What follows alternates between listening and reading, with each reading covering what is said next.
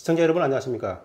미 국방부 고위관리가 미국이 핵무기 탑재가 가능한 해상순항미사일을 한반도에 전술핵의 대안으로 논의를 하고 있다고 미국의 소리방송이 23일 보도를 했습니다. 시청자 여러분, 저는 이 뉴스를 보면서 이제는 진짜 전쟁물품 대비를 해야 된다는 생각을 했습니다. 제가 이런 말씀을 드리면은 아마 많은 사람들이 이게 무슨 뚱딴지 같은 소리냐고 생각을 하실 것입니다. 대한민국에 전술핵을 배치를 한다면은 그것은 남북 간의 핵 균형이 맞추어졌다는 얘기고, 그렇다면 그것은 미국이 전쟁을 안 하겠다는 소리 아니냐, 아마 대부분 이렇게들 생각하실 것입니다. 미국이 전쟁을 할 것이라면은 북핵에 대응해서 대한민국의 핵 균형을 맞추어 줄 필요가 없기 때문이죠. 아마 많은 방송들이 그러한 취지로 방송을 했겠지만은 저는 그것은 북핵 문제의 본질을 제대로 이해하지 못한 결과라고 생각을 합니다. 시청자 여러분, 잘 한번 생각을 해보십시오. 미국이 북핵을 문제 삼는 이유가 뭡니까?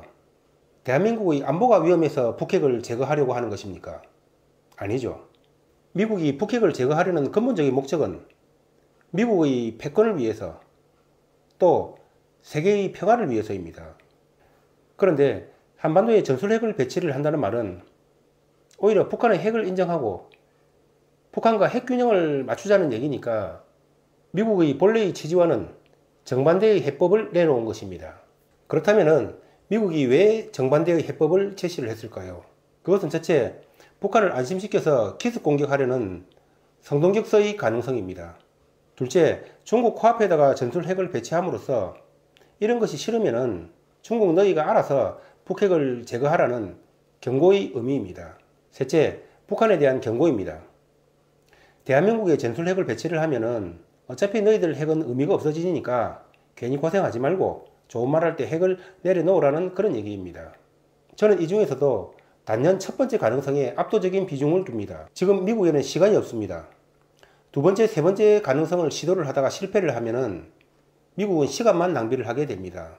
제가 앞선 방송에서 영국과 프랑스 항공모함 함대가 동시에 충격을 하고, 특히 프랑스 항모는 5개월 과정으로 3월 달에 나오니까 8월 달까지가 북핵의 가장 위험한 달이라고 말씀을 드린 바가 있습니다.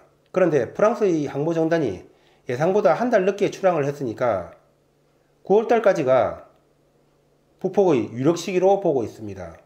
그런데 비건이 대선 때문에 이제 자기에게 주어진 시간이 거의 없다고 말을 했고, 비건을 만난 우리 외교안보의 고위관리가 북핵 문제는 9월 달까지가 데드라인이라고 말을 했다고 합니다. 제가 분석을 하는 것과 일치하는 대목입니다. 결론적으로 다시 한번 말씀드리면은 한반도에 전술핵을 배치를 한다는 것은 북핵을 인정하고 그에 대한 대응이니까 미국의 입장과는 반대되는 것이고, 그렇다면은 그것은 군사 옵션 가동을 위한 트릭이라는 말씀을 드립니다. 감사합니다.